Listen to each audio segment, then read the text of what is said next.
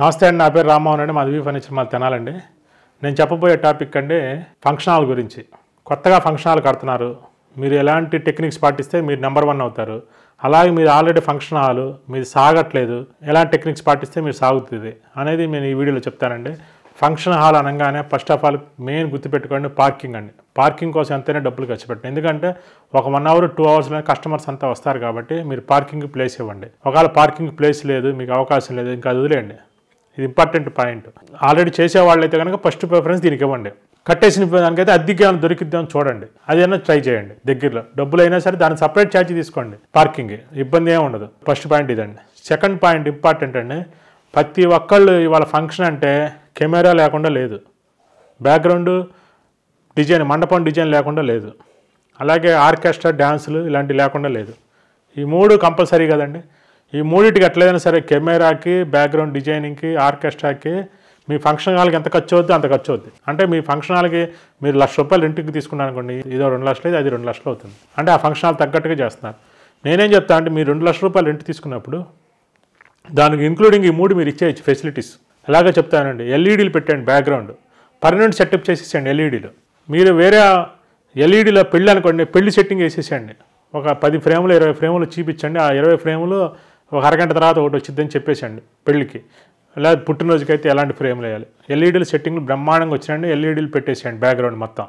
అలాగే సీసీ కెమెరాలు, మామూలు కెమెరాలు 2,000 3,000కి వస్తే మాగా 30 మెగా 50 మెగా పిక్చర్ కెమెరాలు తీసుకురండి. స్టేజీ మీదైనా పెద్ద కెమెరాలు పెట్టండి.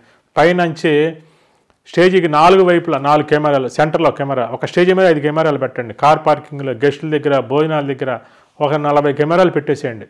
అన్నీ కాస్ట్లీ. అంటే మీరు ప్లేస్ ఎక్కువ ఉన్న చాట దగ్గరికి తీసే చాట కాస్ట్లీ కెమెరా పెట్టండి. దూరమైన పార్కింగ్ కొంచెం దూరమైన పర్వాలేదు, అలాంటి చాట 3-4 వేల కెమెరాలు సరిపోతుంది. మహా అయితే మీకు ఒక 5 లక్షలు 10 లక్షలు ఖర్చు అవుతుంది కెమెరాల కోసం. Permanent setup. మీరు కస్టమర్కి రాగానే మీరు మండపం కట్టించుకోవాల్సిన లేదండి, ఈ ఫ్రేమ్లన్నీ వేసేస్తాం ఫ్రీ. అలాగే కెమెరాలు మొత్తం ఒక హార్డ్ డిస్క్ మీకు 1 TB హార్డ్ డిస్క్ తెచ్చుకోండి, లేదా 2 TB హార్డ్ డిస్క్ తెచ్చుకోండి. మీ ప్రోగ్రామ్ని బట్టి దాంట్లో కాపీ చేసి హార్డ్ డిస్క్ ఇచ్చేయండి వాళ్ళకి ఫ్రీ. అట్లాగే ఆర్కెస్ట్రా మ్యూజిక్ సిస్టమ్ అంతా పర్ఫెక్ట్ కాస్ట్లీ డీజే సిస్టమ్ మొత్తం మీకు ఇచ్చేయండి. 10 లక్షలు ఖర్చు అయ్యింది. మీ హాల్ మొత్తం ఒక స్క్రీన్ పెట్టేసేయండి. వాళ్ళకి ఏ పాటలు కావాలో ముందే సెలెక్ట్ చేయించుకోమనండి, మొత్తంగా వచ్చేసేయండి. కావాలంటే మీ సర్వీస్ ఛార్జీ, కెమెరాలకు ఒక సర్వీస్ ఛార్జీ, మ్యూజిక్ ఒక సర్వీస్ ఛార్జీ, మండపానికి ఎల్ఈడీలకు ఒక సర్వీస్ ఛార్జీ, ఒక 10,000 ఎక్స్ట్రా పే చేస్తారు. అంటే దానికోసం మనుషులు పెడతారు, టెక్నికల్ వర్షన్లో. మీకేమైతే ఇప్పుడు 10 25-30 లక్షలు ఖర్చు అయినా మీ కళ్యాణ మండపానికి ఎంత పబ్లిసిటీ అంటే ఇలాంటి ఫెసిలిటీస్ అన్నీ ఫ్రీగా ఇస్తున్నారని మీ కళ్యాణ మండపం కంపల్సరీగా బుక్ అయిపోయింది. ఒకవేళ వాళ్ళు కెమెరా పెట్టుకుంటారు, ఈ కూడా ఇచ్చేసేయండి. వాళ్ళ కెమెరా కన్నా మీదే బాగుంది అనిపించింది. ఎందుకంటే కెమెరా వాళ్ళ పెళ్ళిలో అటు తెలగండి, ఇటు తెలగండి, అటు గొడుగులు లైటింగులు లేక సరిగా అంత సెట్టింగ్ మొత్తం గాల్లో చేయొచ్చు. ఎక్కడ కింద లైట్లతో పని ఉండదు. కెమెరాలు కూడా పైనే ఉంటాయి, ఎక్కడ మనుషులు అడ్డం ఉండదు. ఫంక్షన్ సజావుగా జరిగిద్ది. వాళ్ళు ఏ యాంగిల్ అయినా తీసుకోవచ్చు. వీడియో 24 గంటలు వాళ్ళు ఫంక్షన్ జరిగినంతసేపు 4 మూలలు 5 మూలల నుంచి వీడియో షూటింగ్ జరుగుతూ ఉంటుంది కాబట్టి బాగుంటుంది. ఎక్స్ట్రా వాళ్ళు కెమెరా పెట్టుకుంటే పెట్టుకోమనండి, ఇంకా డబ్బులుండి మీ ఫెసిలిటీ మీరు ఇచ్చేసేయండి. కళ్యాణ మండపం ఉంది, వాళ్ళు ఎక్స్ట్రా చేసుకుంటే చేసుకోమనండి. అలాగే కొన్ని బఫే కౌంటర్స్, కొన్ని ఫెసిలిటీస్ ఫ్రీగా ఇచ్చేసేయండి. అప్పుడు మీ ఫంక్షన్లకి మీ పెట్టుబడి ఫస్ట్ సారే, తర్వాత కంటిన్యూషన్గా మీకు ఫంక్షన్లు విపరీతంగా జరుగుతాయి. అన్నిటికన్నా ముఖ్యంగా బాత్రూమ్స్ మేనేజ్మెంట్ పర్ఫెక్ట్గా మెయింటైన్ చేయండి. కళ్యాణ మండపాలంటే బాత్రూమ్లు చండాలంగా ఉంటాయి. బాత్రూమ్లు అన్నీ కూడా ఎక్కడో వెనకాల పడేయకుండా ఎంట్రన్స్లోనే ఒక రైట్ సైడో లెఫ్ట్ సైడో ఒక చాట పెట్టండి. పార్కింగ్ అమ్మటి నీట్గా మెయింటైన్ చేయండి. ఫంక్షన్ జరిగినంతసేపు బాత్రూమ్ దగ్గర ఒక మనిషి 2 మనుషులను పెట్టి నీట్గా మెయింటైన్ చేయించండి. బాత్రూమ్ నీట్గా ఉంటే ఫంక్షన్ హాల్ బ్రహ్మాండంగా సక్సెస్ అయింది. ఇలాంటి కొన్ని ఫెసిలిటీస్ అన్నీ పెద్ద డబ్బులు ఖర్చు కావండి. మీ ఫంక్షన్ హాల్కి మాత్రం కోట్లు ఖర్చు పెడతారు. ఇట్లాంటి చిన్న విషయాల కోసం ఆలోచిస్తారు. ఇలాంటి వాటి గురించి కనుక మీకు టెక్నికల్గా చేసుకోగలిగితే చాలా బాగుంటుందండి. అలాగే మీరు ఒక కళ్యాణ మండపానికి చిన్న షాపింగ్ మాల్ లాంటిది ఒకటి కట్టండి. దాంట్లో గిఫ్ట్లు ఏదైనా కొని ఇవ్వాలన్నా కానీ శాలువాలు, దండలు అలాంటివన్నీ అక్కడ కొని వాళ్ళే ఇస్తారు. అది డబ్బులకే, ఫ్రీ కాదు అది. మీరు అక్కడ అన్ని ఐటమ్స్ పెట్టండి. దాని మీద కూడా మీకు ఇన్కమ్ వచ్చింది, చాలా ఇన్కమ్ వచ్చిందండి మీకు తెలియకుండానే. ఇప్పుడు ఫంక్షన్ హాల్లో అక్కడే దండలు అమ్ముతున్నారండి, అక్కడే దండలు కొని వేసేస్తారు. సన్మానం చేయాలి, శాలువాలు కొని వేసేస్తారు. ఫంక్షన్ గిఫ్ట్ మర్చిపోయేస్తారు, అక్కడే గిఫ్ట్ ఇస్తారు. గిఫ్ట్ వోచర్లు, గోల్డ్ కాయిన్స్, సిల్వర్ కాయిన్స్ ఇలాంటి చాలా ఐటమ్స్ పెట్టచ్చు. ఒక స్టాల్ పెట్టుకోండి చిన్నది, మహా అయితే మీకు 20x10 సైజు, రీజనబుల్ ప్రైస్ పెట్టండి, మంచి క్వాలిటీ పెట్టండి ఐటమ్. ఫంక్షన్ హాల్ సాగకపోయినా కూడా ఆ స్టాల్ సాగే విధంగా వచ్చింది.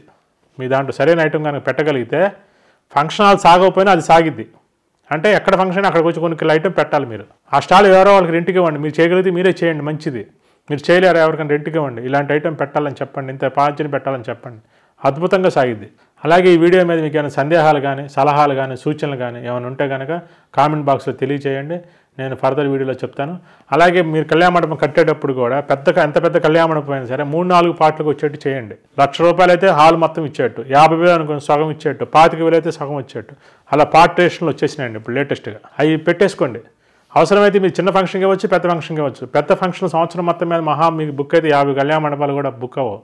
అదే ఇలా చేసుకున్నారంటే 365 రోజుల్లో కనీసం 250 రోజులు ఫుల్ అవుతాయి. మీ కళ్యాణ మండపం బాగా సక్సెస్ అవ్వాలంటే ఇలాంటి ఫెసిలిటీస్ పెట్టండి, గ్యారంటీ సక్సెస్ అవుతాయి. గ్యారంటీ 250 రోజులు బుక్ అవడం ఖాయం. ఎందుకంటే ఏ ఫంక్షన్ జరిగినా మీ దగ్గరికి వస్తారు.